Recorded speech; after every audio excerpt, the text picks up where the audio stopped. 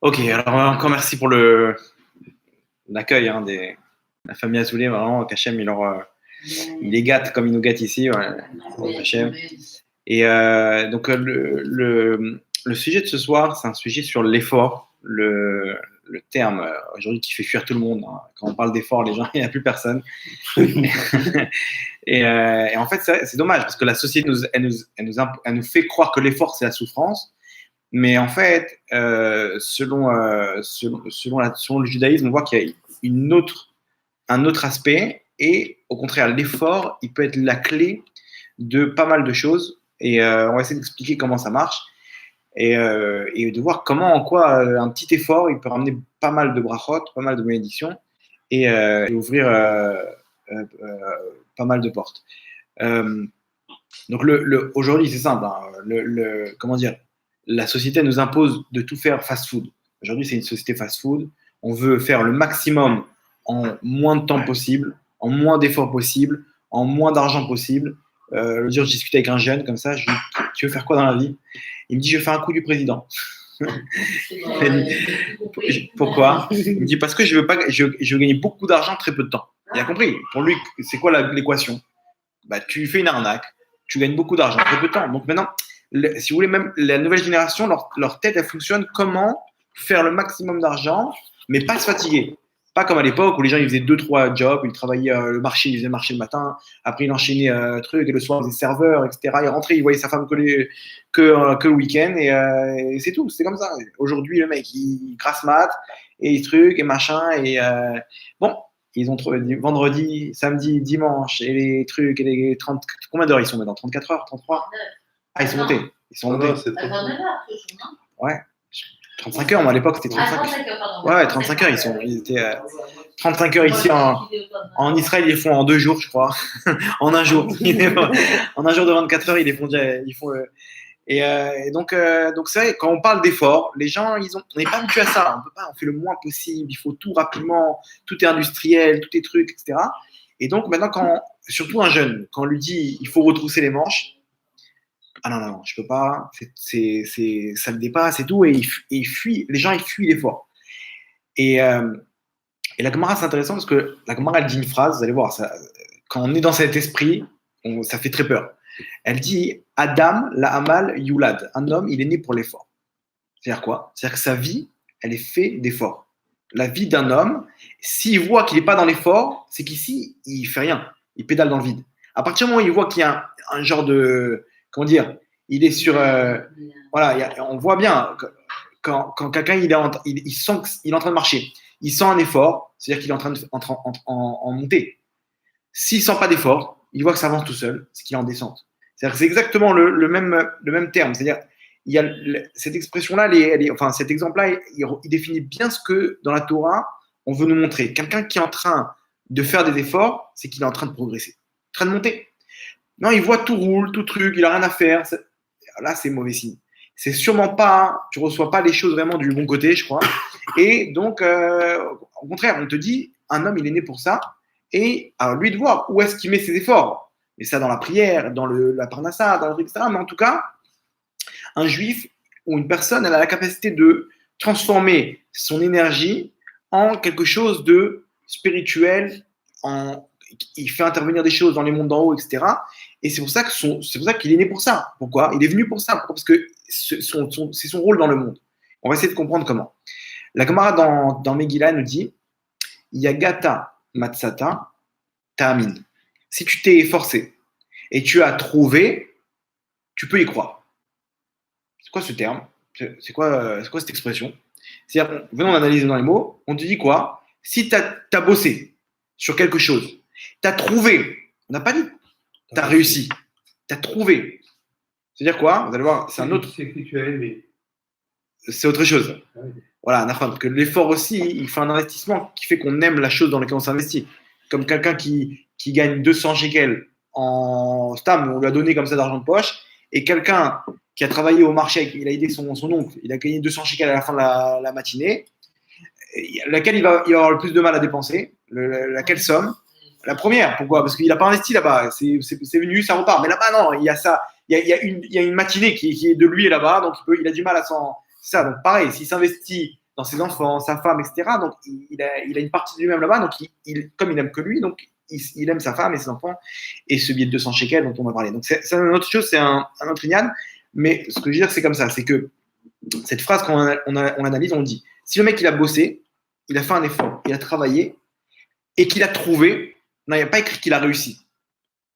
Il a trouvé, alors on le dit, n'aie pas peur, ce que tu as entre les mains, ce que tu as trouvé, c'est quelque chose qui va t'apporter de la bracha, de la bénédiction. C'est quelque chose de bien. N'aie pas peur de dire, attends, d'où ça sort cette histoire? Justement, là, on m'a dit que quand ça vient comme ça, c'est mauvais signe, j'ai rien fait, j'ai reçu. Non, si tu as fait et tu as reçu, n'aie pas peur. Maintenant, on n'a pas dit tu as reçu, tu as trouvé.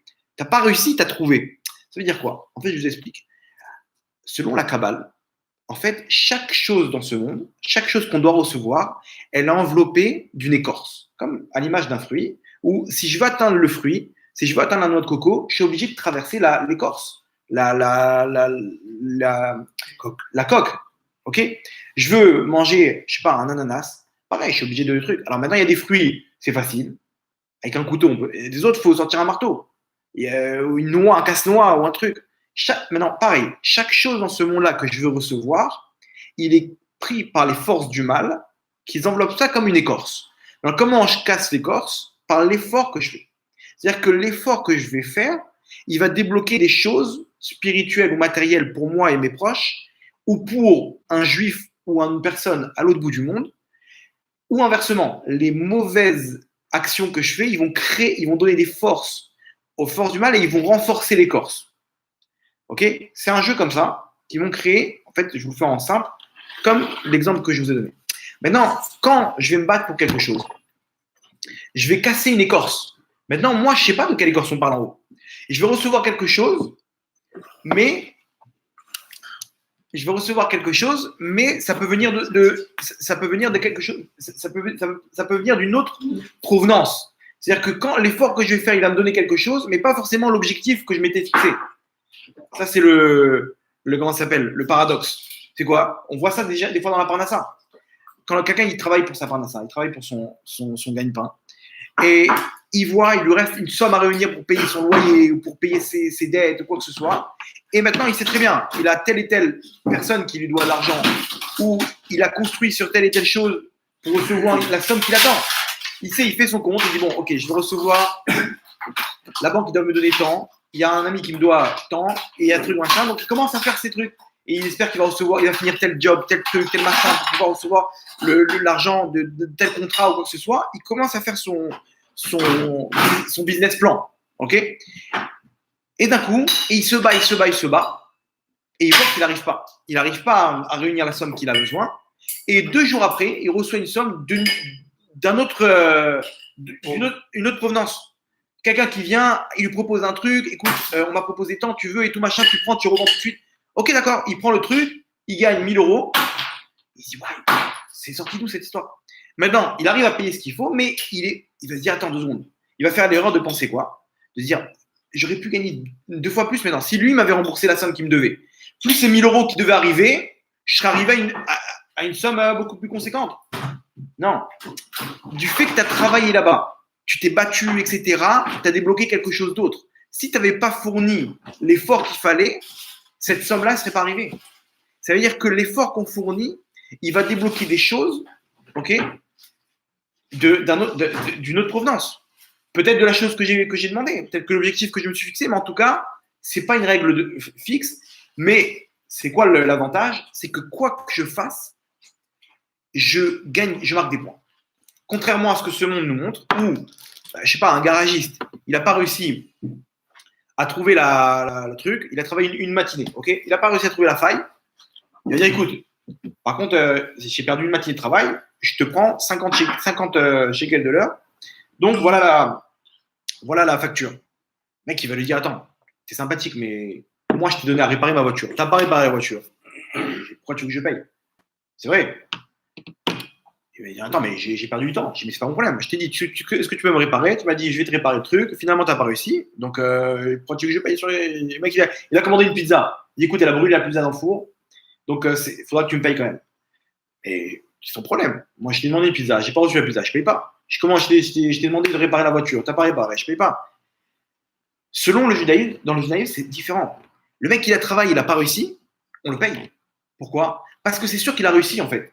Mais lui s'était fixé de réussir dans un domaine. Maintenant, il a fait les efforts, il n'a pas réussi. Par exemple, il s'est fixé de se lever pour aller à la tefila le matin, à la prière. Il n'a pas réussi, mais il s'est battu. Et il a mis son réveil et trucs. Il a fait des trucs. Je connaissais un mec, il buvait une bouteille d'eau avant de dormir. Comme ça, il est sûr de se lever. Il n'arrive pas à se lever le matin.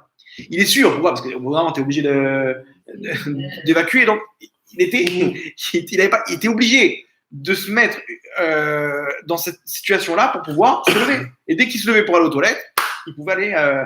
Donc, mais dans plein de fois, il se levait pas. Il se levait plus tard, ou il se levait, il allait s'endormir. Il se levait à 4h du matin pour aller aux toilettes.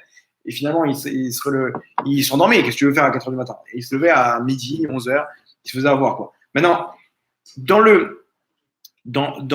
en fait, quand un juif fait un effort, il débloque donc une force, l'énergie qu'il fournit, que ce soit dans une bonne action ou une mauvaise action, elle fournit une force spirituelle qui est ou bonne ou mauvaise, qui va venir débloquer des choses.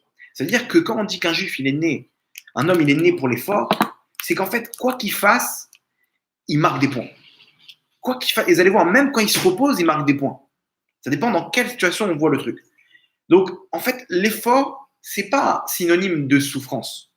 On peut voir comment ça s'appelle, un joueur de foot, il est en train de courir, il a une transpiration, quoi que ce soit, et tu lui dis, tu sais quoi, va te reposer, tu me fais de la peine là. Le mec, il dit, mais je suis ou quoi? Je suis en train de kiffer. C'est-à-dire, mais tu es en train de faire un effort. Non, faire un effort, c'est pas forcément souffrir. Faire un effort, c'est être en activité, tout le temps en train de se dire, je fais quelque chose, maintenant, j'en ai rien à battre du résultat. Le résultat, c'est pas entre mes mains. Et comme ça, on te dit, Yagata Matsata Ta'amin, tu t'es battu. Non, c'est pas, on te dit pas, tu t'es battu et tu as trouvé, et tu as réussi. Tu t'es battu et tu as trouvé, sache que cette chose-là, c'est quelque chose qui a une bénédiction dessus. Et c'est comme ça que ça marche. C'est tu te bats, tu trouves, comme une trouvaille, quelqu'un qui marche dans la rue, il trouve un billet, ok? Il dit, c'est pareil, on te dit marche, bats-toi, fais ce que tu as à faire dans le domaine où tu sens que tu as besoin de te battre. Et on te dit, tu vas trouver sur la route, tu vas trouver des choses. Tu vas trouver la santé, tu vas trouver la parnassa, tu vas trouver. Et le mec, il se bat sur un domaine. Non. Et, attends, mais je suis loin du compte. Moi, je vois vraiment ce qu'il faut fournir. C'est le klal, c'est la règle. La règle, elle est comme ça. Un homme qui fait un effort, il reçoit quelque chose. Il est payé quoi qu'il en soit. Quoi qu'il en soit. Et ça, c'est l'erreur qu'on fait de se dire, j'ai pas réussi à mettre mes tefilines, j'ai pas réussi à faire ce que j'ai fixé, etc. Donc, je vais me faire éclater. C'est aucun rapport. En haut, c'est les lunettes qu'on met, c'est des lunettes qui sont pas selon le résultat, mais selon l'effort.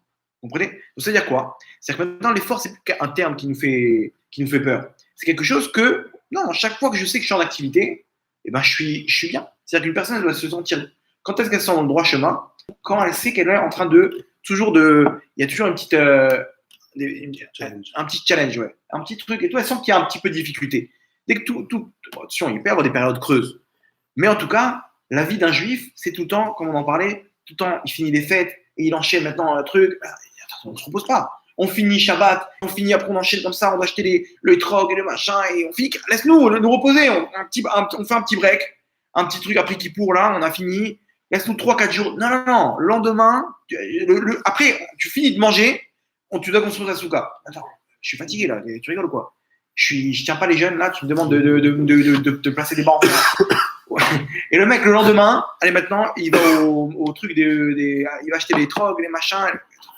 Il finit, on enchaîne dans la souka, et il dort par terre sur les trucs, et il se fait éclater par des moustiques et machin, et il finit. Ça y est, laisse-moi me reposer. Non, maintenant, Simchat Torah. Tu vas, on danse avec les Sefer Torah. Le mec, il sort, c'est pas possible. Rosh Chodesh, et Shabbat, et truc, et maintenant on a pas ça, et le travail, et la tefila le matin. Il n'y a pas un moment creux dans le judaïsme. Il y a tout le temps un truc à faire. Alors, il y en a un qui va souffrir de ça. Pourquoi? Parce que lui, il a une pensée que j'ai envie de me reposer, j'ai envie de faire un break. Je sais pas, on te dit justement, plus tu fais, maintenant, pas obligé de te fixer d'être un Baba Salé. Tu peux être qui tu es. À partir du moment où tu fais ce qu'il faut, alors en haut, on va te donner exactement ce que tu as besoin. C'est-à-dire que le mec, il va voir après tout ce qu'il va recevoir et sur chaque effort qu'il a fait, il va comprendre Pourquoi j'ai pas fait plus? Pourquoi je ne me suis pas assez battu par rapport à ce que la vie me proposait? On raconte comme ça un exemple d'un juif, une vraie histoire, et on raconte ça sur une autre conclusion, quoi. C'était à l'époque des Cosaques, en Russie, il y a un juif là-bas, il se balade dans la rue, et il y a un Cosaque là-bas, il a bu une bière de trop, et il se dit, waouh, un juif, une embellie, je vais le massacrer. Et il attrape comme ça, et il le massacre de coups. Maintenant, là-bas, qui passe à ce moment-là? Le roi. Et le roi, il voit ça, il est pris d'un coup d'un sentiment d'injustice. Comment dans mon royaume, il y a des fous comme ça qui. Donc il va prendre sa défense et on lui dit non, mais il lui dit mais c'est un juif, quel rapport? On n'est pas. C'est bon, on n'est pas un juif près, quoi. Ça va, laisse-nous faire un. Non, le roi, bon, il est déjà dans le truc et tout, il dit non, il n'y a pas, tu fais pas ce que tu veux ici, il y a des règles. Maintenant que tu as été pris par le roi, tu vas être jugé. Et une semaine après, une fois qu'il a été remis sur pied le juif, il y a le jugement. Il se retrouve là-bas, le juif, le cosaque et le roi, et c'est le roi qui juge. Il dit ok, il dit au juif, combien t'as pris de coups? Je sais pas, une centaine peut-être. T'es sûr?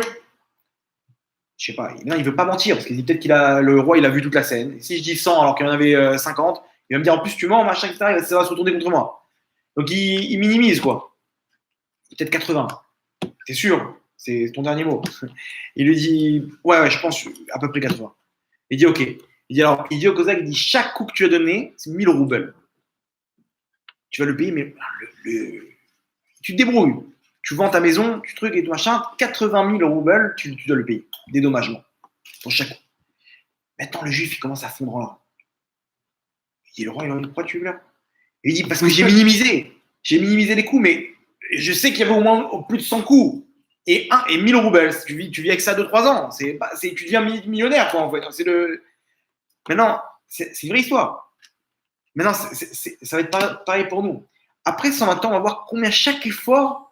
Hachem va dire bon, ok, comment tu t'es battu maintenant pour moi? Allez, il va nous payer chaque effort. On va voir combien on va recevoir, sans compter ce qu'on a reçu dans ce monde-là.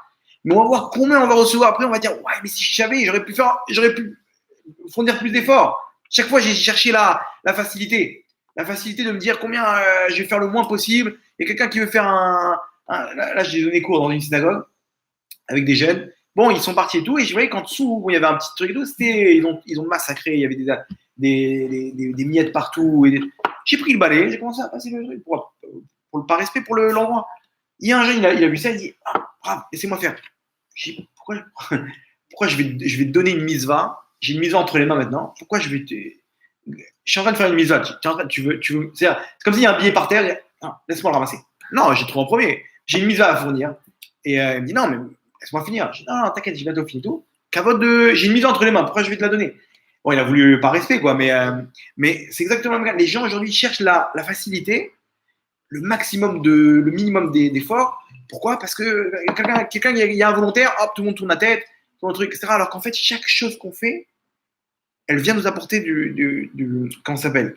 Elle vient nous débloquer des portes. Elle vient nous ouvrir des portes. D'où on apprend ça dans la Torah? Une histoire. La Gemara nous ramène une histoire. La Gemara dans Bava Batra, elle nous ramène l'histoire de Rav Yosef. C'était un Rav. Il était en train d'étudier. Il est mort. Comme ça, d'un coup, il a eu un arrêt cardiaque, je sais pas. Il est tombé, il est mort. Et il a fait une mort clinique. Il est mort. Son fils est venu, il était à côté de lui. Il a commencé à prier pour lui, etc. Et il a ouvert les yeux. Et tout de suite, les Rachamim, les sages qui étaient autour de lui, ils ont dit attends, t'es monté en haut, qu'est-ce que t'as vu? Raconte-nous. Il a repris ses esprits, il leur a dit j'ai vu, bon, il leur a dit 3 choses, ok?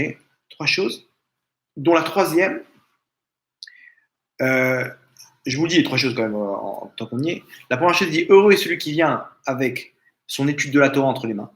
Là-bas, hein, chaque mot de Torah qu'on étudie, c'est des mondes. Donc, quand on arrive en haut, le mec il se retrouve avec beaucoup d'heures de Torah, de Torah. Il a de quoi? Il a une monnaie à échanger, quoi.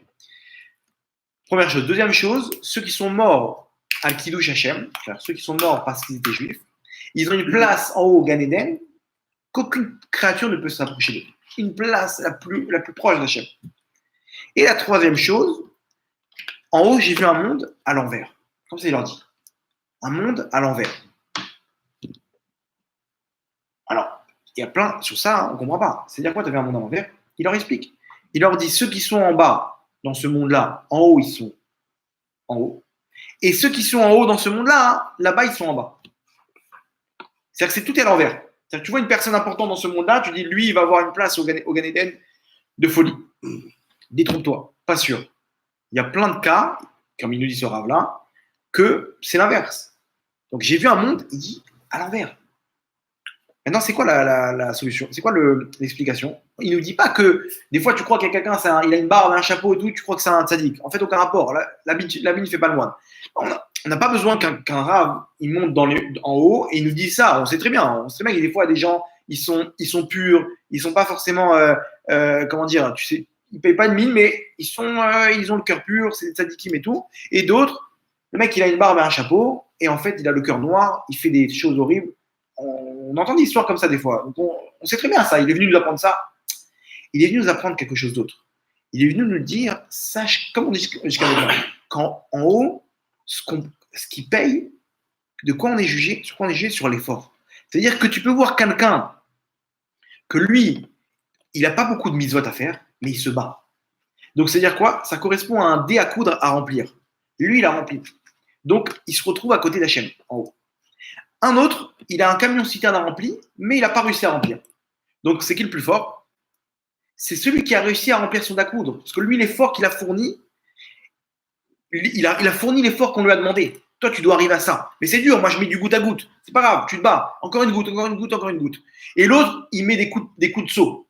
Mais lui, il a un camion citerne à remplir. Il dit, ah, moi, j'ai fait ce que j'ai pu, hein, qu'est-ce que tu veux, j'ai pas réussi à mettre. Attention, tu as vu combien j'ai 300 litres là. L'autre, il dit, moi, j'ai même pas, j'ai un dé à coudre. Alors, c'est qui le plus fort? Nous, dans ce monde-là, on va dire, c'est qui? Ben, lui, t'as vu? 300 litres. Il le massacre. En haut, non. Celui qui a fourni le plus d'efforts, c'est lui qui passe au-dessus. Et en même temps, c'est logique. Pourquoi? Parce que sinon, c'est injuste. Si moi, je suis né dans la famille de Rava Salé, alors forcément, je vais avoir toutes les conditions requises pour pouvoir arriver à faire le maximum de mitzvot, de bonnes actions. Et donc, je vais avoir le Gan Eden. Alors que l'autre, il est né à Dunkerque, ok, il est né dans une famille, aucun rapport. Et il vient d'apprendre qu'il est juif. Il vient d'apprendre qu'il est juif et il dit attends, moi je suis. Et il dit attends, comment je fais? Moi je suis encore loin du compte. T'as vu ce que tu m'as donné à faire là? Je viens d'apprendre que je suis juif. Je sais même pas c'est quoi des tefilines là. Tu me dis il faut prendre l'attention là. Tous les jours. Comment tu. C'est injuste. Alors moi je vais me faire éclater parce que non. Toi, hein, tu viens d'apprendre que tu es juif. Donc tu viens maintenant, qu'est-ce que je dois faire? Ok, le samedi, tu touches à rien. D'accord. Et il se bat. Maintenant, il se bat, mais il y a des choses qu'il ne sait pas, quoi. Et il trie, il truc, machin. Mais il essaie de faire le maximum. Après, il apprend qu'il ne faut pas fumer. Je dis même, c'est même ça. Hein, excuse-moi. Ok, d'accord. Il arrête le samedi. Après, il dit, non, mais ça commence le vendredi soir. Putain, mais il faut savoir. Moi, tu me dis le samedi, j'arrête. Le matin, à minuit, j'arrête. Donc, et l'autre, il fait attention, il étudie du matin au soir, toutes les prières, les tefilines, il n'a rien raté. Mais il a des petits péchés mignons à droite à gauche. Qu'est-ce que tu veux? Bon, on fait ce qu'on peut. Je veux dire, c'est qui le plus fort? Attends, il n'y a pas à comparer. Regarde, lui, il a fini, il a 8 heures de Torah par jour. Mais bon, des fois, il fait du mal à sa femme, il envoie balader ses gosses, il se comporte un peu mal, on va dire. Mais sinon, à côté de ça, tu as vu la quantité de bonnes actions qu'il a? Et l'autre, il est complètement en l'air, c'est une savate, mais bon, il fait ce qu'il peut. Et bien après 120 ans, lui, il va être plus fort que l'autre. C'est-à-dire que c'est ça ce qu'il nous dit. J'ai vu un monde à l'envers en haut. Ceux qui sont en haut dans ce monde-là, ils sont en bas en haut. C'est-à-dire pas tous. Il y en a que même si le mec, il a un camion citerne à remplir, mais il le remplit. Si on ne parle pas de ceux-là, on parle qu'il y en a, ils ont ça à remplir, ils n'arrivent pas, ceux-là, ils sont pas dans ce qu'on aurait pu fixer pour eux. On a dit, tu vois, lui, c'est un tzaddik, il va voir la meilleure place pourvu que j'ai sa place au Gan Eden. Non. Pourvu que lui, il devrait dire pourvu que j'ai ta place au Gan Eden. Pourquoi? Parce que toi, tu mets les pleins gaz et tu arrives à fournir exactement ce qu'il faut. Et donc, tu es au-dessus de moi. C'est ce qu'il disait le Ramban. Le Ramban disait jamais j'ai jugé quelqu'un parce que je me suis dit que si jamais il avait eu les outils que j'ai eu moi, peut-être qu'il aurait fait mieux que moi.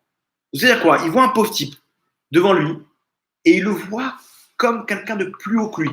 Pourquoi? Parce qu'il se dit, moi, je suis né comme ça. J'ai eu des outils, j'ai une Formule 1 entre les mains. Donc, je n'ai pas à me vanter d'arriver à 300 km/h. Mais peut-être que lui, avec cette Formule 1, il serait arrivé à 320. Donc, je ne peux pas le prendre de haut. Vous comprenez? Et maintenant, c'est comme ça qu'en haut, on juge. C'est-à-dire que nous, maintenant, de notre côté, on doit se dire que chaque effort que je fais, c'est pas parce que je suis encore loin du compte. Chaque effort que je fournis, il vient marquer des points et il vient débloquer des choses dans ce monde-là et dans le monde futur. C'est comme ça. La Gemara, elle ramène dans la Gemara, dans Souka, elle ramène que quand le Mashiach va arriver, il y aura un grand espède. Comment on dit ça? Des funérailles. Discours comme quand quelqu'un, avant de l'enterrer, quelqu'un qui vient, prend la parole, fait un discours, il raconte ses bonnes actions, ce qu'il avait, etc., ce qu'il a fait. Il y aura, à la fin des temps, quand il y aura le Mashiach, il y aura comme ça un discours qui va être fait, où les gens ils vont pleurer là-bas, par rapport à un enterrement. Alors il y a une marloquette de qui on va enterrer. L'un des avis, il dit, on va enterrer l'Yetzirah. Et là-bas, on va faire un espède, on va faire des discours là-bas, ils vont se lever les gens. Mais non, quel rapport? Tu vas pas faire un discours, ça c'est pour les gens bien. C'est pour les gens bien. Cette personne-là, toute sa vie, elle a fait comme ça. Mais lui, toute sa vie, il nous a massacrés. Comment? Quel rapport? Il a fait, exactement. En fait, non. On va, à la fin des temps, quand le Mashiach va arriver, on va voir combien chaque épreuve que j'ai eue, que ce soit dans la Parnassa, que ce soit dans le truc, dans le Shalom Bayit, dans l'éducation, dans chacun des domaines, c'était tout le temps dur, il y avait tout le temps des trucs à faire. Tout le temps, les Tzara étaient là à m'endurcir la tâche, à me donner, à mettre des obstacles, des bâtons dans les roues, etc. Quand tout ça va s'arrêter, je vais comprendre en fait combien c'était pas un ennemi, c'était un coach. Il venait en fait me faire, allez, vas-y, lève-toi, un petit coup de pied dans le ventre, et il me donnait des trucs. Et maintenant, il me poussait au-dessus de mes moyens. Et donc, il a fait en sorte qu'aujourd'hui, je suis devenu un champion de boxe, musclé, machin, etc. Parce que chaque fois, il m'a poussé, il m'a mis l'obstacle qu'il fallait pour que je fournisse les efforts qui vont me permettre de créer chez moi la caractéristique qu'il avait besoin de me donner. C'est un coach. Le coach sait exactement quoi te donner. Il va te mettre maintenant, il faut que je fasse travailler telle chose. Donc, il va lui donner tel exercice. Maintenant, nous, on voit ça comme un ennemi. Mais en fait, on va se rendre compte que c'est un coach. Et chaque fois qu'il m'a donné une épreuve de Parnassa, c'était pour me donner des forces dans la Neshama de Emouna, pour que j'ai encore plus confiance en Kadosh Baruch Hu, en Dieu. Et je vais arriver maintenant à ce niveau de confiance que j'ai en lui, et je me rends compte que chaque épreuve de Parnassa, c'est ça qui m'a donné cette force-là. C'est ça qui m'a donné la capacité que j'ai maintenant. Et donc maintenant, je vais prendre la parole et je vais dire combien ce Yitzhara, il était bien. On va faire son espède, ses funérailles. On va dire combien. On va dire des louanges de lui. Et là-bas, il y a marqué, tout le monde va pleurer. Les tzadikim et ceux qui ne sont pas tzadikim. Pourquoi? Parce qu'on va se rendre compte que tout est selon l'effort. Et il y en a, il va voir quoi? Il va voir que lui, le Yetzirah, c'était une montagne. Et l'autre, c'était l'épaisseur d'un cheveu. C'est-à-dire, lui, il va pleurer. Pourquoi? Parce qu'il va voir combien, en fait, il avait à se battre. Et combien, en fait, il n'était pas en l'air. Lui, il pensait qu'il était en l'air parce qu'il n'arrivait pas à gravir une montagne. Mais sache que tu avais une montagne en face de toi. Et lui, il fallait juste un petit fil, un cheveu comme ça. Il fallait qu'il franchisse. Il n'arrivait pas à le franchir. Et il va pleurer de dire, ouais, j'avais que cet effort à faire et j'ai pas été capable de le fournir. Mais quel imbécile. Il va se rendre compte rétroactivement combien l'effort, toute ma vie, je suis passé à côté des efforts. J'avais juste à franchir le pas. J'avais juste à fournir un petit peu plus ce qu'il en fallait. Et j'aurais ouvert les portes qu'il me fallait. Je serais devenu celui qu'on attendait de moi. J'aurais eu ce qu'il faut. J'aurais été heureux. J'aurais été quelqu'un d'heureux. Vous savez que même selon dans les neurones, il y a après un effort, le cerveau il sécrète un neurotransmetteur, on peut appeler ça comme ça, qui s'appelle l'endomorphine. C'est un neurotransmetteur qui nous permet de nous sentir bien. Vous voyez, après un effort physique, le mec il se sent bien. Il rentre dans une espèce de transe comme ça. Il se sent bien comme ça. Il vient, il a fait un jogging ou un truc, un match de foot après une douche comme ça, il se pose comme ça, il se sent bien. Pourquoi? Parce qu'il a sécrété cette hormone, ce neurotransmetteur qui s'appelle l'endomorphine, qui va maintenant lui donner un sentiment de bien-être. C'est-à-dire qu'Hachem, il a créé ça Pour te dire combien l'effort, c'est pareil dans la Neshama. Quand tu as fourni un bel effort, tu as réussi un obstacle, comment dire, une épreuve, tu te sens bien. Tu finis, tu as les fêtes derrière toi, tu te sens, waouh, j'ai réussi. Et tu te sens bien. Scientifiquement parlant, le corps, vraiment, il y a un truc qui se passe. Après un effort, une personne, elle se sent bien. Donc, il y a un sentiment de bien-être parce que j'ai réussi. Et combien de personnes, vous voyez, par exemple, je sais pas, des avocats, des machins, ils sont sur un dossier, ils dorment pas, ils font des nuits blanches comme ça pendant 3 jours de travail, et à la fin, ils réussissent. À la fin, il n'a pas dormi, le mec, il se sent bien. Pourquoi? Il a un sentiment de bien-être parce qu'il a réussi l'objectif qui s'est fixé. Mais attends, mais va dormir. Comment tu peux être heureux maintenant? Comment ça s'appelle, les sportifs de haut niveau, à la fin, ils ont réussi leur circuit, ils prennent le champagne là-bas. Mais va te reposer, les mecs, pendant 3 heures de cours. Non, ils sont euphoriques. Euphoriques. Pourquoi? C'est l'endomorphine. Parce qu'il n'a pas lâché il n'a pas lâché à faire. Donc, il a un sentiment de bien-être, un sentiment d'exister. Exactement. Exactement. Et même il a mis des jours, 3 jours, c'est pas grave. Exactement. Même quand on fait des compliments à quelqu'un, donc maintenant, il se sent réussir dans sa vie. On lui dit, waouh, en tout cas, ce que tu as fait, c'était super. C'était pareil. Son cerveau, il sécrète un autre type de neurotransmetteur qui va lui donner, pareil, un sentiment de bien-être. Ok. Donc maintenant, on a compris comment, selon l'effort qu'on fait, on est payé. C'est comme ça que ça marche. Maintenant, il suffit juste de fournir, c'est-à-dire de se dire, est-ce que j'ai fait le maximum? C'est ça la question qu'il faut qu'on se pose. Alors, à chaque fois que je fais quelque chose, de me dire, attends, viens, on va voir si tu es dans le droit chemin. Est-ce que tu penses que tu es en train de te battre? Oui, je vois que sur ce domaine-là, je ne suis pas encore arrivé à ce qu'il faut. Je vois que sur ça, j'ai encore des difficultés. Je vois que là, je suis complètement en l'air. Et là, au prochain, je me bats, mais je sais que si je lâche, c'est bon, continue. Continue comme ça. Et quand tu vois que ça commence un peu à truc, c'est pas grave. Un petit élément en plus, un petit truc.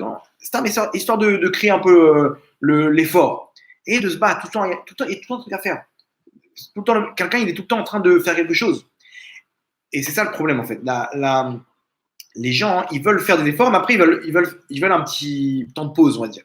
Il faut savoir que même le temps de pause, c'est un effort. C'est-à-dire quoi l'effort? Regardez, la Gemara, elle dit comme ça une chose. J'ai mis beaucoup de temps à comprendre cette phrase.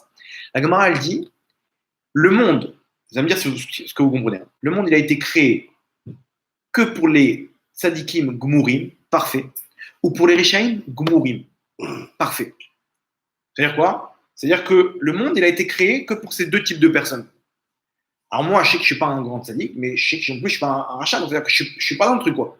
Je suis pas dans le. Je suis hors du monde. Voilà, je suis hors jeu. Comment vous comprenez ça? J'ai mis beaucoup de temps à comprendre. En fait, ce qu'on dit, c'est exactement ça. C'est que le monde, il n'a pas été fait pour ceux qui sont au milieu. Il faut que tu choisisses un camp. Ou, c'est-à-dire, même si tu n'es pas encore arrivé au niveau de tzaddik gamour, de tzaddik parfait, de juste parfait, à partir du moment où tu prends cette direction, tu es dans les règles du jeu. Tu es dans les règles de ce monde-là. À partir du moment où, en gros, ce monde, il n'est pas fait pour les moyens. Celui qui est entre deux chaises, comme on dit. Et c'est ce que les gens ils veulent aujourd'hui. Les gens, ils veulent l'effort, mais ils veulent le moins. Ils veulent le salaire, mais ils veulent le moins d'efforts possible. C'est-à-dire qu'il veut être entre les deux. Je veux être un tzaddik, mais je ne veux pas rentrer dans cette catégorie-là. Il est entre les deux. Maintenant, il faut que tu prennes une décision. Il faut ou tu es là-bas ou tu es là-bas. Regardez comment c'est vrai. Surtout chez nous, les Français. Le mec, il fait Shabbat, mais à côté de ça, ça va, on peut. On n'est pas baba salé. Le mec, il se retrouve dans une plage mélangée, avec des filles, mais à côté de ça, il fait qu'une moitié de la Torah. Moi, j'ai pris cet exemple.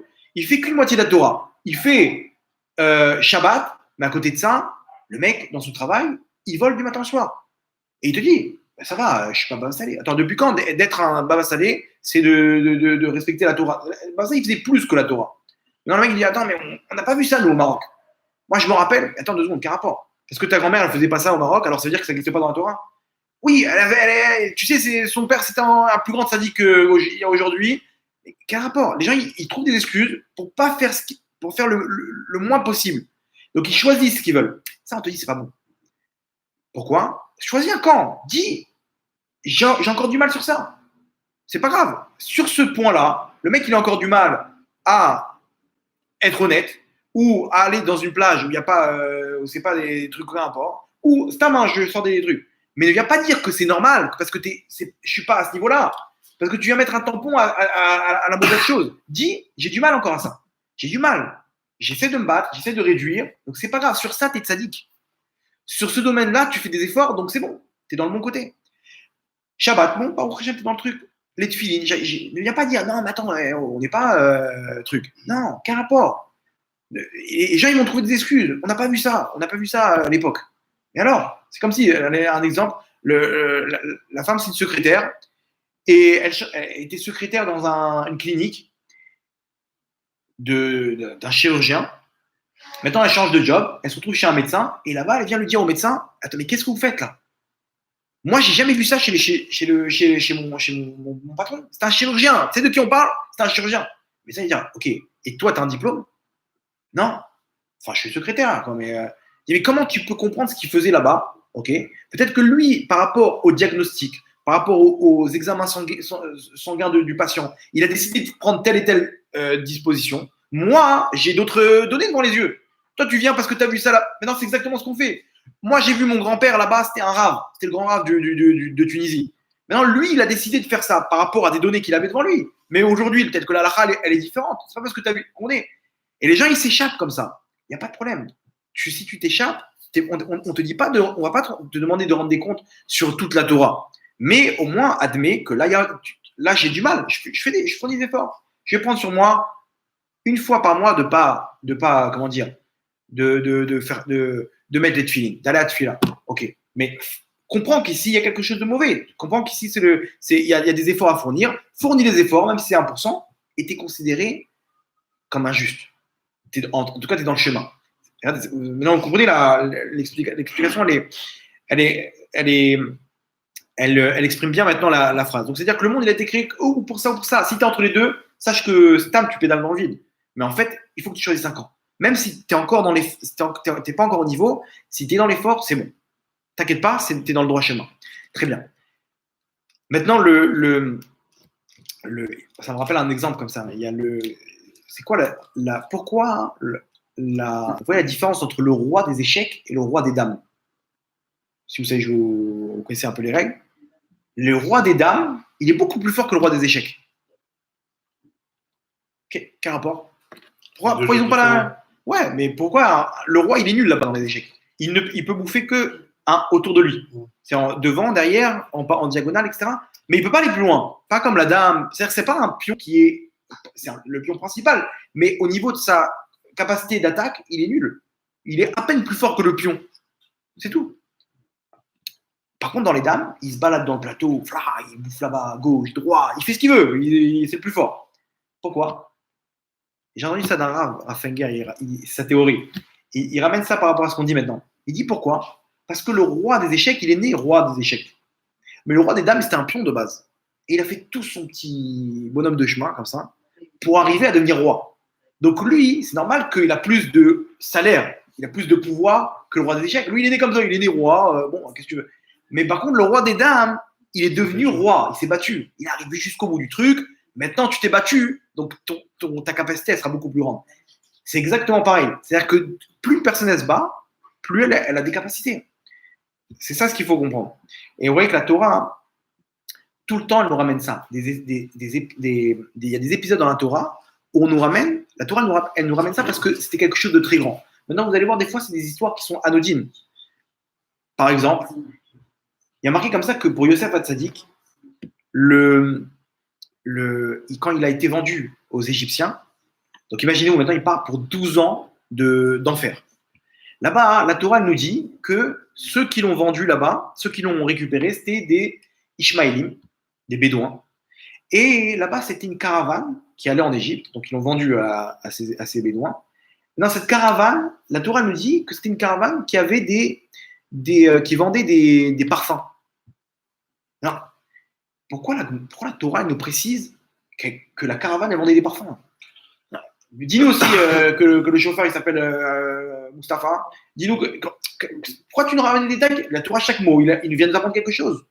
Qu'est-ce que tu viens m'apprendre maintenant quand tu me dis que la caravane qui a transporté Yosef en Égypte, c'était une caravane de parfums? Et Rachid là-bas, il explique, il dit parce que les Bédouins, 99% des Bédouins, leur caravane est transportée quel type de marchandises? Du pétrole, de l'essence. Et le pétrole, vous savez, l'odeur que ça a, c'est très fort. Non, c'est pas celui-là qu'il y a dans les stations, c'est du brut. C'est une odeur, c'est du charbon. Maintenant, on nous dit, il y a une caravane de temps en temps qui vend des parfums. Alors, sache que Yosef, il est tombé sur cette caravane-là. On te précise dans la Torah. Alors, pourquoi on te précise? Regardez comment c'est beau. Parce que Yosef lui-même, quand il est arrivé là-bas, dans la caravane, il s'est dit, oh non, pas des Ishmaélim. Il savait sur quoi il allait tomber dans toute la route maintenant. C'est pas dans un bus. C'est une caravane là-bas avec des ânes et des chameaux et des machins. Il y en a pour 4 jours dans des odeurs terribles. Donc il se dit, oh non, pas des Ishmaélim. Et d'un coup, il voit quoi? Ah non, c'est des parfums. Donc il va se retrouver dans la caravane avec des bonnes odeurs. Et il s'est dit, regarde, merci Hachem. Maintenant, tu m'envoies en enfer. Tu m'envoies maintenant dans un pays que je ne connais pas, loin de ma famille, loin de mes parents, loin de mes habitudes. Je vais me retrouver, elle va savoir ce qu'ils vont faire de moi là-bas. Est-ce que je vais manger ce qu'il faut? Je vais me retrouver peut-être en prison, peut-être dans un truc jeté là-bas dans les caniveaux ou des trucs. Mais je vois comment tu t'occupes de moi, où tu as fait en sorte que la caravane qui vient me transporter, c'est une caravane de parfums. Ça veut dire que je sais que tu ne m'abandonneras pas là-bas. Yosef, il a remarqué maintenant, alors qu'une autre personne à sa place, elle serait plainte. Elle serait plainte sur son sort, elle aurait été déprimée dans 3 jours de déprime dans la caravane. Lui, il voit combien Hachem il est encore là à le guider et il est sûr qu'Hachem ne va pas l'abandonner. Donc là, ça, la Torah, elle a vu ça de Yosef. Elle a dit, ça, c'est fort. L'effort qu'il a fourni maintenant dans l'enfer dans lequel il se trouve pour voir la providence divine, pour voir l'intervention d'Hachem, que Hachem n'a pas le truc, ça, c'est un effort terrible. Donc, la Torah le précise. Parce que la Torah, elle précise des choses qui viennent nous apprendre à nous, comment comporter. Et ça, on te dit, ça, apprends. Ça, c'est un truc important. Donc, nous, on lit le truc, le texte. On dit, on nous ramène des petits détails. Non. Creuse. Pourquoi on te ramène ces détails? Parce qu'ici, c'est quelque chose de très grand. C'est quelque chose que en haut, Hachem, il a dit, waouh, ça, je veux que ce soit dans ma Torah. Parce que je veux que mes enfants, ils aient cette capacité. Ok. Maintenant, je vous ai dit que même le repos, il est important. Pourquoi? Parce que quand on a compris que maintenant, de servir Dieu, c'est servir Dieu selon l'effort, alors même quand je prends des forces pour pouvoir fournir des efforts, eh ben, le but, il est aussi pour l'effort. Donc, même ce sommeil-là, il est considéré comme pour faire un effort. Donc, il rentre dans le cadre de l'effort. Comme une Formule 1 qui rentre au stand, on va lui dire, mais qu'est-ce que tu fais? Mais continue. Non, j'ai besoin d'entrer au stand pour pouvoir faire une analyse, changer les pneus, remplir l'essence, faire une analyse, voir si les freins ils sont là, ils sont bien, tout est à sa place, et repartir. Maintenant, est-ce qu'on va dire, mais quel imbécile, il s'est arrêté, il a perdu 3-4 minutes, je sais pas comment c'est, quelques secondes, à peine quelques secondes, il change. Bon, non, ça fait partie du truc. Maintenant, pareil, une personne, quand elle va maintenant partir en vacances, si elle part avec cette intention, pourquoi je pars en vacances? Parce que j'ai besoin de prendre des forces. Je peux plus, j'arrive plus à pied. J'arrive plus à me concentrer. J'arrive plus à faire ce qu'il faut, etc. Je prends 3 jours de vacances sur ton compte, Hachem. Hachem, il te dit, vas-y. Tu n'aie pas peur. Pourquoi? Parce que là, ce que tu fais, c'est un effort aussi. Et dans cet effort-là, il est dans le but de faire quelque chose de. C'est quelque chose. Donc, pareil, quand quelqu'un va se reposer, pourquoi? Je fais une sieste pour pouvoir prendre des forces, pour pouvoir continuer ma journée. Parce que je sais quand je suis fatigué, je me comporte mal, je suis un peu agressif, ou j'ai du mal à prier, j'ai du mal à ça, etc. Donc la personne, elle va, tout ce qu'elle fait dans sa journée, 24 heures, c'est 24 heures d'effort. Vous comprenez? Comme une Formule 1. Dans les gens, ce qu'ils veulent, ils veulent fuir. Ça y est, attends, il faut un peu de. Non, tu peux prendre un peu de recul avec Dieu, avec Hachem. Tu peux être tout le temps avec lui et être équilibré. Et c'est ça le problème, c'est que les gens ils disent, attends, mais si je me repose, on va m'en vouloir de pourquoi t'as pas été au cours de toi? Non, je suis fatigué, je vais me reposer. Et il demande à un rave, je suis fatigué, repose-toi, comme ça tu étudies bien. Il y avait un rave comme ça, un rave Chaim de Vologine. Tous ceux qui sortaient de sa yeshiva, c'était tous des surdoués. Maintenant, un jour on lui a posé la question, on a dit, mais comment vous arrivez à. C'est quoi votre secret? Il dit, moi, mon secret, c'est qu'il mange bien, qu'il dort bien et qui se repose quand il faut. C'est ça. Pourquoi? Parce que quand tu te reposes, tu dors bien, tu fais un petit break, c'est pas une pause. J'ai fait une pause. Parce qu'il y en a des gens qui font une pause et ils sont encore en train de penser à leur travail, à leur truc. Non, non, non. Tu te déconnectes. Bon, au prochain, heureusement qu'on a le Shabbat. Sans téléphone, sans WhatsApp. Ceux qui n'ont pas la chance d'avoir Shabbat, ils sont complètes. Ils savent pas ce que c'est de lâcher les nerfs, lâcher WhatsApp, lâcher leur mail, leur truc, etc. Le mec, il revient. Le cadre de vie de quelqu'un qui a une pause de même une demi-journée, il pense à rien, il coupe tout. C'est pas le même mode de vie. En plus, vous savez que selon un effort physique, quand on fait un effort physique, les muscles, quand est-ce qu'on se muscle? Le mec, il fait des haltères. Est-ce qu'au moment où il fait les haltères, il se muscle? Non. Au moment où il fait les haltères, il casse, il déchire sa membrane musculaire. Et lorsqu'il se repose, il y a une reconstruction du muscle qui est faite de manière beaucoup plus importante parce qu'on a compris que ça n'a pas suffi, ça a craqué. Donc il faut créer plus de muscles. Donc le mec, en se reposant, il construit son muscle. Vous comprenez pourquoi Hachem a fait ça? Pour te dire que c'est quand tu te reposes que tu prends le fruit de tout ce que tu as fait comme effort, qui sont liés. Donc ça, donc on récapitule. L'effort, c'est quelque chose qui nous apporte un maximum de choses dans notre vie. C'est la clé du bonheur. Vraiment, la clé du bonheur, quelqu'un qui veut se sentir équilibré, qui veut se sentir bien dans sa peau, il faut qu'il soit dans l'effort. Maintenant, l'effort, c'est pas de souffrir. L'effort, ça peut être constamment en train de se dire, je suis en train de faire quelque chose pour toi, Hachem, et chaque fois que je vais faire un acte, même un pas, je sais que en haut, tu vas voir ça dans mon œil et tu vas me donner ce qu'il faut pour ça. Et chaque chose que je fais, quand on demande de l'aide, etc., le mec, il va aider une personne à faire du chesed, il est tout le temps en train de faire quelque chose, même quand il se repose, il marque des points. Tout le temps. H24, ça c'est la vie d'un juif. Quand on dit un homme, il est né pour l'effort, parce que c'est ça son but. Son but, c'est plus il fait des efforts, mieux il gagne. Même, et tout le temps, il est en train de faire des efforts, tout le temps, il est en train de gagner. Il y avait une histoire comme ça, vous allez voir comment ça. Il y a un point dans cette histoire-là qui va bien refléter ce qu'on est en train de dire. L'histoire n'a aucun rapport avec ce qu'on dit, mais vous allez voir qu'il y a un point qu'on va lier avec le cours d'aujourd'hui. Il y avait un mec qui s'appelle Meir Parnes. Okay. Il a grandi dans un kibbutz en Israël. Ses parents, c'est des rescapés de la Shoah. Ils ont abandonné toute religion, tout ce qui faisait référence à la Torah, Mitzvot et tout. Et ils sont installés dans un kibbutz anti-religieux. C'est-à-dire là-bas, on ne parle pas de religion. Ils se sont éloignés le maximum de la religion. Après la Shoah, on peut comprendre. Bon. Lui, il est né dans cette atmosphère. Donc le mec, rien de rien. Ok. Et bon, il passe le bac, etc. Et après, entre jeunes, il décide de faire une soirée, je sais pas, un soir. Il habite à Tibériade. Là-bas, il décide de faire une soirée dans les hauteurs de Tibériade. Donc il y a une montagne là-bas. Ils font une genre de rêve party avec ambiance drogue, alcool, etc. Et le mec, bon, à la fin de la soirée, ils vont pour redescendre. Bon, il y a plusieurs fils. Et le problème, c'est qu'il y a un moment, il y a un virage, et il ne faut pas le rater. Parce que là-bas, il y a un fossé, il y a une falaise, il y a 200 mètres de chute. Donc, ils sont deux voitures, ils sont 5 dans la première, et lui, il n'avait pas de place, donc il a pris sa voiture. Et ils partent comme ça. Maintenant, imaginez-vous, le taux d'alcool, on parle en 20 grammes d'alcool, je ne sais pas c'est quoi ils sont en l'air complètement. Il y a de la drogue, des trucs et tout. Et il arrive au moment du virage. Il ne voit pas le virage. Enfin, il le voit plusieurs fois, quoi. Il rentre plein dedans. Les mecs, ils ne voient plus derrière. Attends, il y a un problème. Là. Il retourne en arrière et il voit la voiture dans le fossé, dans le ravin. Et il appelle, machin, et trucs, rien, plus de réponse. Il voit elle s'est arrêtée dans un arbre, là, en plein fouet. Donc ils appellent les secours et tout. Les secours, ils arrivent, ils descendent en hélicoptère. Un médecin et un infirmier. Ils arrivent là-bas. Le médecin, il voit l'état des lieux. Il coupe les pompiers là-bas, ils coupent la carrosserie. Il voit le mec dans quel état il est. Le médecin, il dit à l'infirmier, amène-moi un sac noir, un sac pour mettre le corps. Quoi. Il a plus de signe de vie. Il est mort.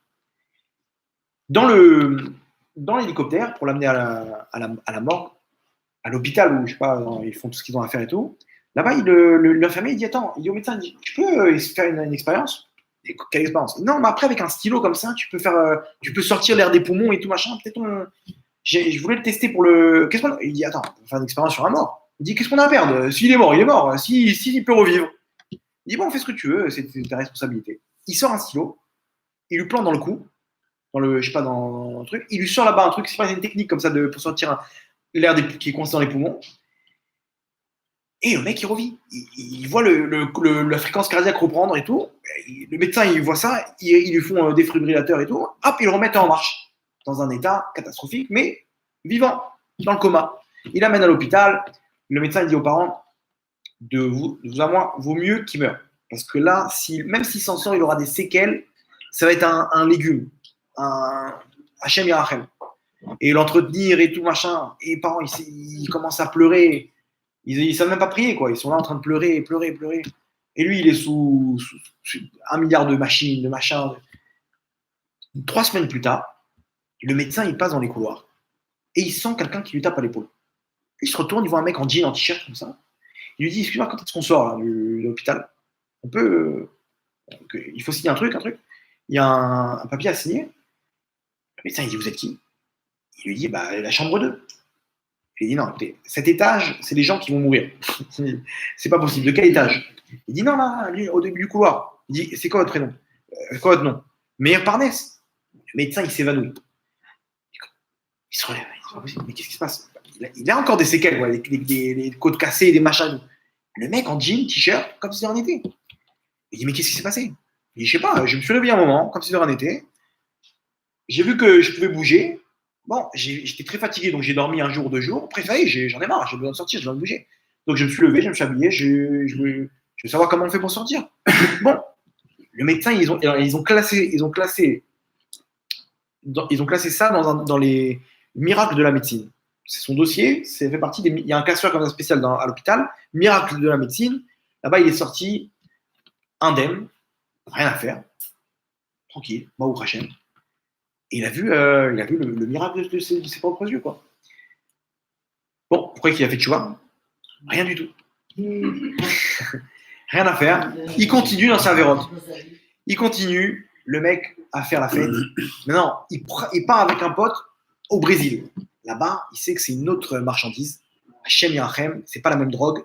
Il y a moins de trucs, il y a moins de charbon. C'est l'alcool, ce truc, les filles, les machins. Là-bas, il fait la fête pendant des semaines et des semaines.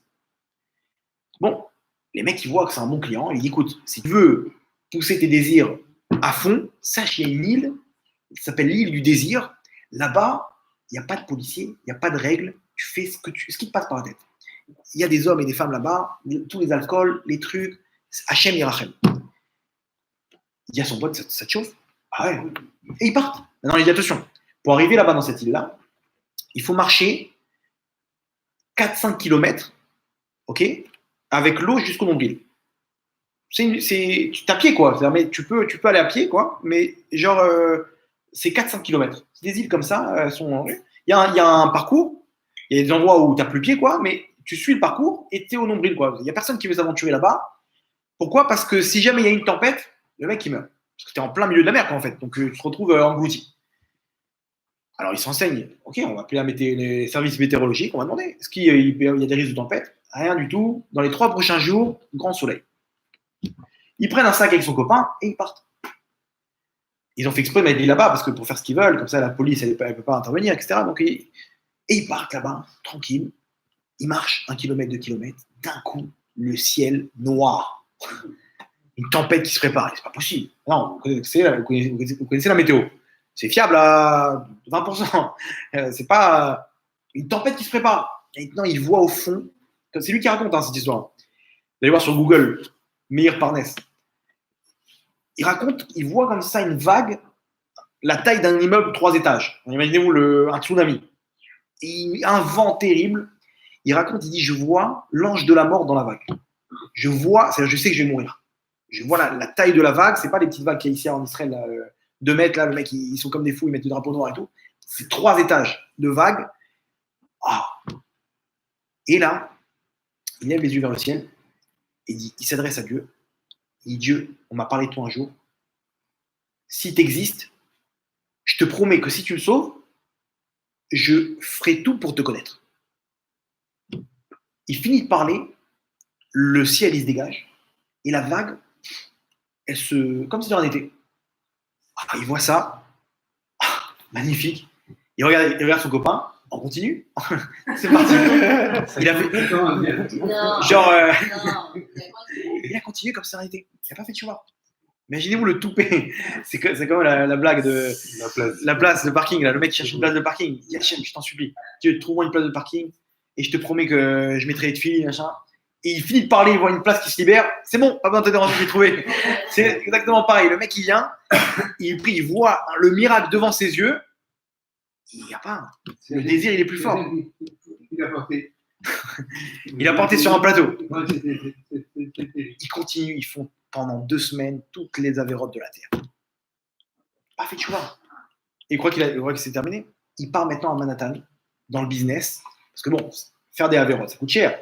Mais la drogue, il faut faire du business. Il part maintenant faire du business pour continuer son train de vie. Il se retrouve à Manhattan, dans pareil, des soirées, des trucs, des Hachem Yerachem, des trucs terribles. Et un jour, il finit une soirée. Il a pris un peu trop de poudre. Et il se retrouve dans un taxi. Et là-bas, il raconte. D'un coup, je vois tout tourner autour de moi. Et ma vue, elle s'assombrit de plus en plus. Je vois tout noir. Et j'ai juste des souvenirs où je vois le chauffeur de taxi crier, ok, dans la voiture. Et après, j'ai un autre flash où je me vois par terre avec les ambulanciers en train d'essayer de me réanimer. Et pareil, je vois 2 personnes, 2 anges me prendre. À ce moment-là, je vois ce qui se passe autour de moi et ils m'amènent en haut.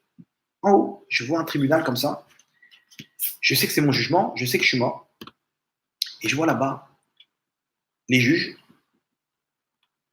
Et je me vois tel que j'ai le corps dans lequel j'étais. Et je comprends tout. Je sais exactement où on est, ce qui s'est passé, pourquoi je suis mort, c'était quoi mon rôle dans cette vie, etc. D'un coup, on m'a mis un USB comme ça, on m'a mis toutes les informations. Et on me dit, là-bas, donc on appelle, qui c'est qui a un. Comment ça s'appelle qui a quelque chose pour sa défense. Et là, il y a un ange qui vient, qui dit, bon, il a respecté ses parents. Et tous les arguments qui sortent, cet ange-là, ils sont envoyés balader. L'ange de la mort, là-bas, il dit, bon, je t'en prie, termine là, j'ai un gros dossier, je t'en prie, là, il y a Chaval Azman, viens, on termine là, tu sais très bien que tu vas rien trouver. Viens, j'ai un gros dossier là maintenant de le Brésil, les trucs, les machins. Laisse-moi parler. C'est bon, t'as fini? Ah, il voit qu'il n'y a plus rien à faire. Bon, bah, et là-bas, l'ange de la mort, il vient, il a commencé à accuser. Tel endroit, tel jour, tu as fait telle et telle chose, oui ou non. Maintenant, il ne peut pas dire non, il n'y a pas d'excuses. Ici, on peut dire des excuses, mais là-bas, tu vois la scène, tu te vois dans la scène. Maintenant, écoutez bien ce qu'il raconte, ce Meir Parnes. Il raconte que avant que l'ange de la mort il prenne la parole, l'ange accusateur, il y a un blanc, tout le monde se lève, et il voit une lumière comme ça se poser au-dessus des juges. Et il dit, je ressens que c'est Hachem, je ressens que c'est Dieu. Et il dit d'un coup, mon amour, mon cœur, il déborde d'amour pour cette lumière. J'ai envie de foncer dans cette lumière-là. Je ressens comme un papa qui retrouve son fils, comme un enfant qui retrouve son père après des années. Papa, il a envie de courir dans.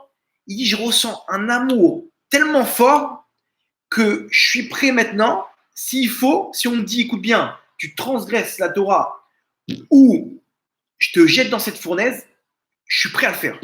Tellement que je suis prêt à tout pour ça.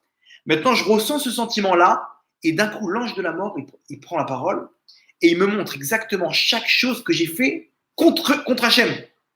Imaginez-vous la souffrance. C'est terrible. C'est-à-dire maintenant, tu vois tout ce qu'Hachem il est, tu vois tout ce que tu as envie de faire pour lui, mais tu te rends compte que tu as fait exactement l'inverse dans ce monde-là. On te montre les faits, maintenant c'est trop tard, c'est fini, ça y est, tu peux plus rien faire. C'était dans ce monde-là, il fallait te battre pour lui, et tu vois ça, et maintenant, on te montre combien tu as fait exactement l'inverse. Tu as fait exactement ce qu'il ne fallait pas faire.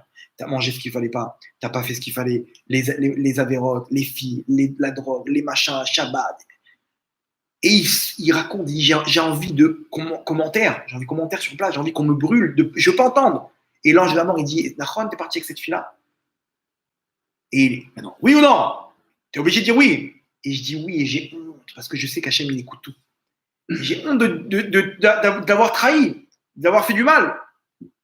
Et il avoue comme ça, il dit, il dit, je connais pas le Dina, mais rien que ça déjà, c'était un sentiment horrible. Maintenant, ils finissent son dossier. En plein milieu, enfin, ils finissent. En plein milieu, il y a un Rav qui rentre. Il voit comme ça, il voit une lumière énorme sur son visage, barbe blanche, des périodes blanches comme ça, avec un talit. Tout le monde se lève et il dit libérez-le, envoyez-le sur terre. Alors, je de la mort, il dit Rav, tout ce que vous direz, on le fera. Mais pourquoi le renvoyer? Tout ce qu'il a fait dans sa vie, c'est faire souffrir Hachem. On va le renvoyer, il va transgresser encore la parole d'Hachem. Pourquoi? Quand il devait mourir déjà, là-bas il était dans le coma, vous-même, Vodara, vous avez prié, on l'a libéré. Ok? On n'a rien dit.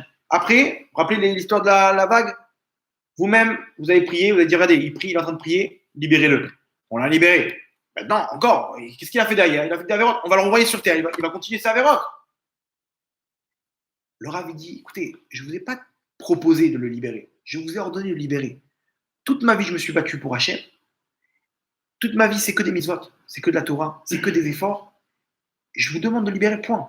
Pourquoi? Pour la simple et seule raison il fait partie de ma descendance. Et j'ai prié pour que ma descendance soit dans le droit chemin. Donc, c'est tout.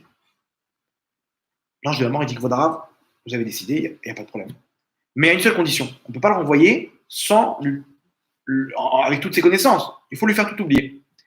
Là, il raconte ce Meir là. Il dit j'ai commencé à pleurer là-bas dans le tribunal. Je vous en supplie, ne me faites pas oublier.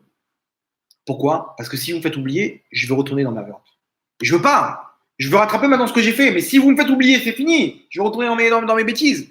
Je vous en supplie. C'est la seule condition. Le Rav dit laissez-le avec sa condition à lui. Donnez-lui ce qu'il faut.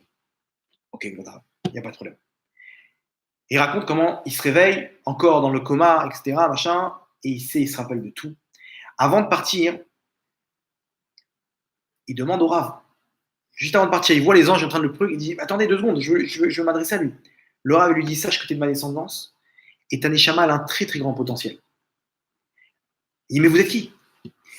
Il lui dit je ne sais pas si tu me connais, mais quand tu feras tchouva, etc., tu entendras parler de moi. Il dit dites-moi votre nom au moins.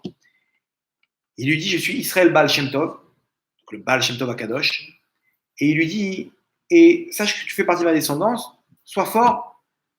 Bon, imaginez-vous la descendance, quoi. Baal Shem Tov, il descend directement de David Améler, c'était une sommité. Non, lui, il sait pas c'est qui, même Abraham Avinu, il sait pas c'est qui.